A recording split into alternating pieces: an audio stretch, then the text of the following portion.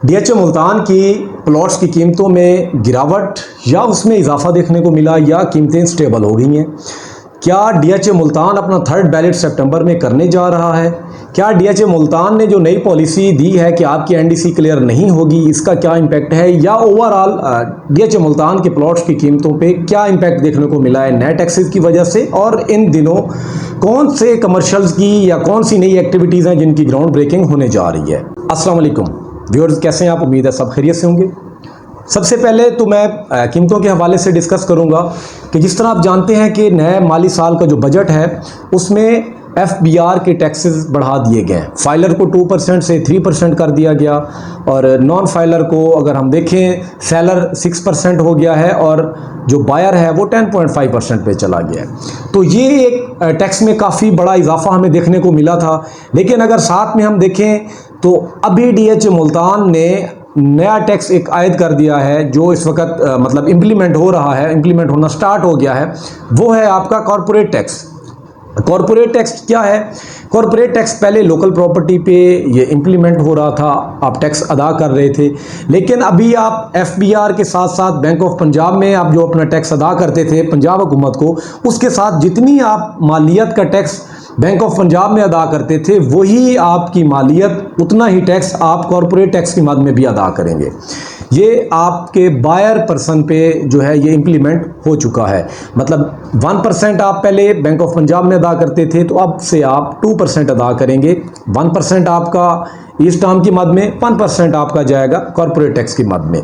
ये टैक्स आप पे इम्प्लीमेंट हो चुका है। अगर हम दूसरी तरफ बात करें कि जहाँ पे इस टैक्स की शरह में इजाफा हुआ है तो वहाँ पे अगर हम देखें तो कीमतें भी इस वक्त बड़े अफोर्डेबल कीमतों पे मौजूद हैं। प्लॉट्स आपको बड़े अच्छे रेट पे मिल रहे हैं। अगर हम बात करें आज से 6 माह, 1 साल या 2 साल पहले की, तो उस वक्त कीमतें ज़्यादा थी लेकिन टैक्स आपका कम था।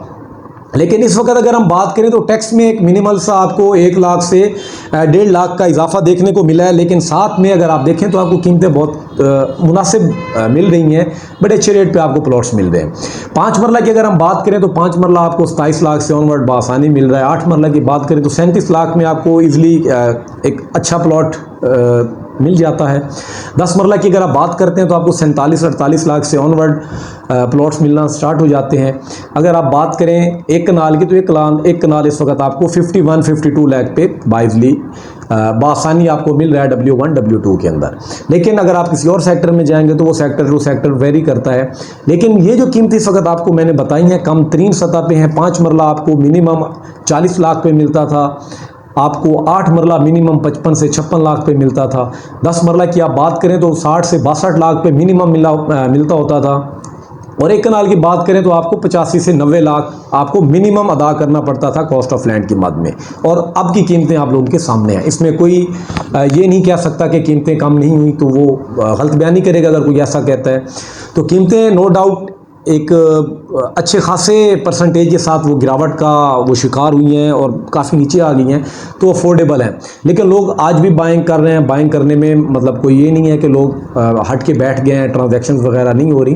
लोग ट्रांजैक्शन का जो सिलसिला है वो अपना बरकरार रखे हुए हैं। लेकिन उसमें यह है कि रेशो ज़रूर कम हुई है। जहाँ पे अगर हम फ़र्ज़ करें पहले का एक 100 प्लाट ट्रांसफ़र हो रहा था तो वो 100 में से अब आपका 50 to 60 प्लॉट में भी ट्रांसफ़र हो रहा हो। मतलब रेशो 50% या 60% या 40% आपकी कम हुई है, नो डाउट।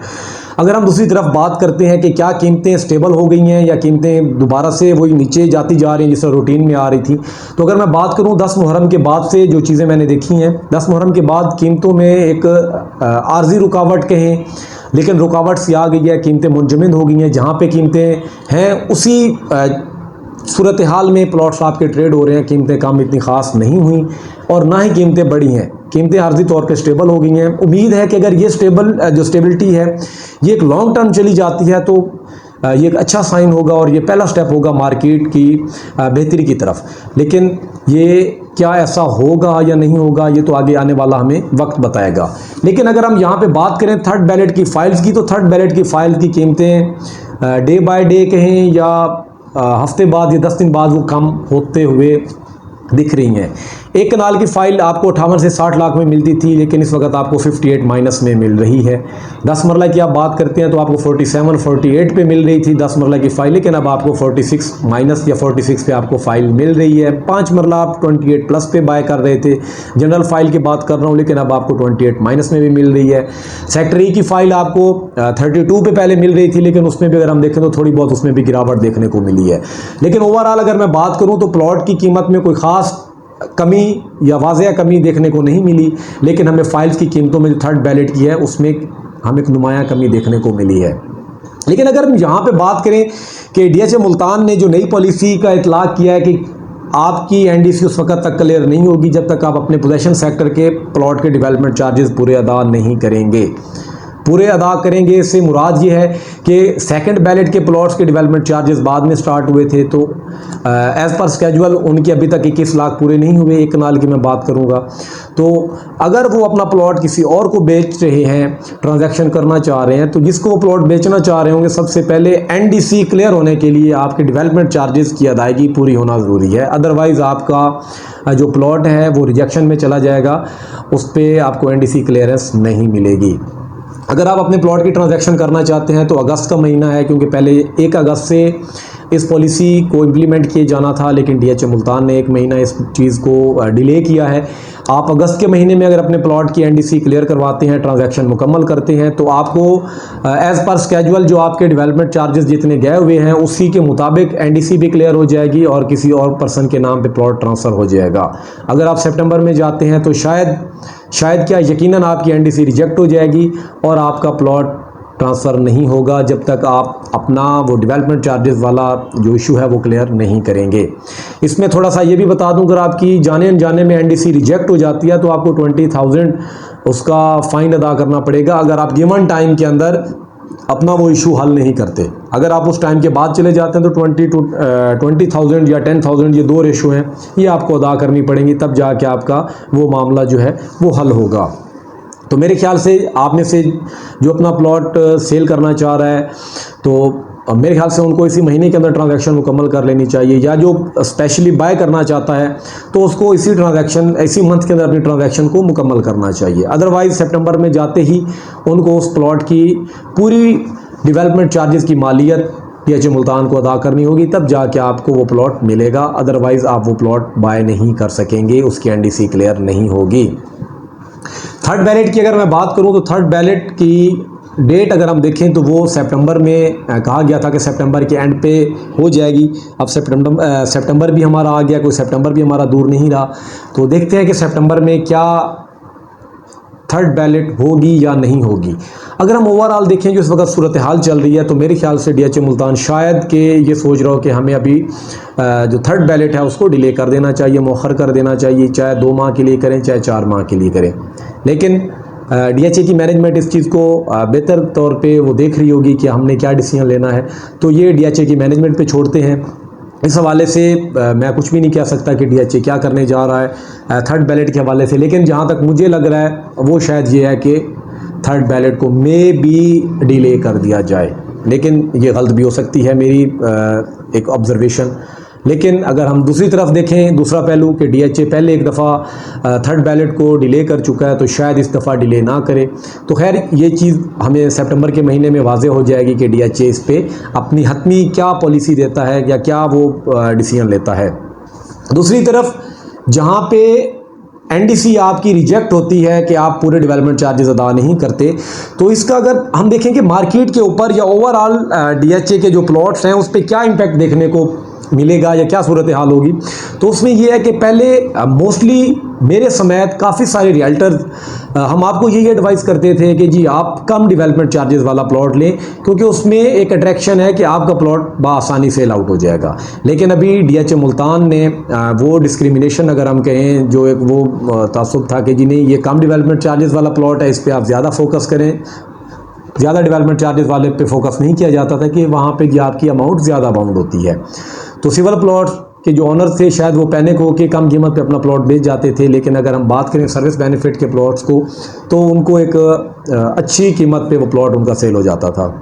लेकिन अब ये है कि दोनों के लिए सेम हो जाएगा और मेरे ख्याल से ये मार्केट की बेहतरी के लिए भी एक अच्छा स्टेप हो सकता है कि जो सिविल प्लॉट का ऑनर पैनिक हो के वो बैठ जाता था और वो प्लॉट सेल कर जाता था, लाख 2 लाख चाहे वो नीचे सेल करता था, तो अब ऐसा सिलसिला नहीं होगा। अब चाहे वो सर्विस बेनिफिट का प्लॉट है, आर्मी अलॉटी का है, चाहे वो सिविल पर्सन का प्लॉट है, किसी ने ख़रीदा हुआ है, तो आपने डेवलपमेंट चार्जेस पूरे ही अदा करने हैं और आपको तब जाके वो प्लॉट मिलेगा। सितंबर से ऑनवर्ड ये पॉलिसी इम्प्लीमेंट होगी और मेरे ख्याल से ये एक अच्छी चीज़ है। इससे मार्केट में जो सिर्फ टारगेट करके लोग बाइंग करते थे कि जी हमने कम डेवलपमेंट चार्जेस या सेकंड बैलेट वाला जो प्लॉट है वो ही हमने बाय करना है, तो अब वो चीज़ नहीं होगी। अगर साथ में हम देखें थर्ड बैलेट भी आगे आ रहा है, तो थर्ड बैलेट के प्लॉट तो 0 डेवलपमेंट चार्जेस के साथ होंगे और वो होंगे भी नॉन पोजेशन सेक्टर के अंदर।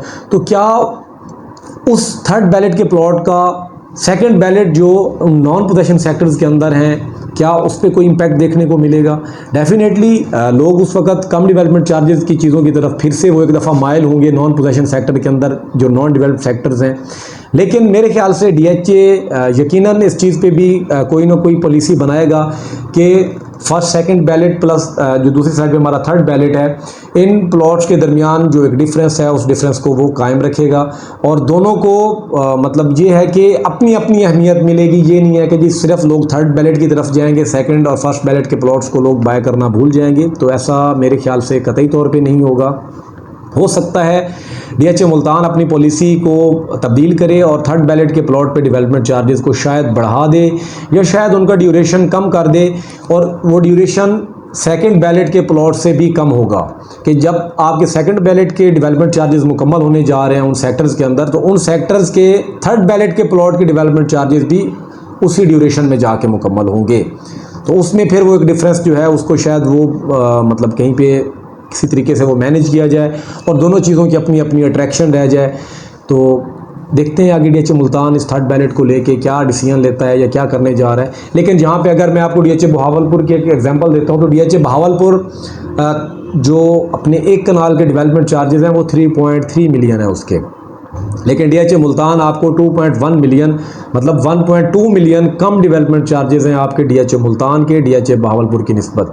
इसी तरीके से अगर हम बात करें ओवरऑल DHA मुल्तान के बाकी DHAs की कीमतों के हवाले से, तो DHA मुल्तान आपके DHA लाहौर जितने भी DHAs हैं उन सब में अगर हम देखें तो बड़े रीज़नेबल रेट्स पे और बहुत तेज़ी से डेवलपमेंट देने वाला आपका ये प्रोजेक्ट है डिफेंस का, और इसमें कोई दो राय नहीं है, इसमें कोई और राय नहीं है कि इसमें डेवलपमेंट नहीं हो रही या इसमें काम बड़ा स्लोली चल रहा है, तो ऐसा नहीं है।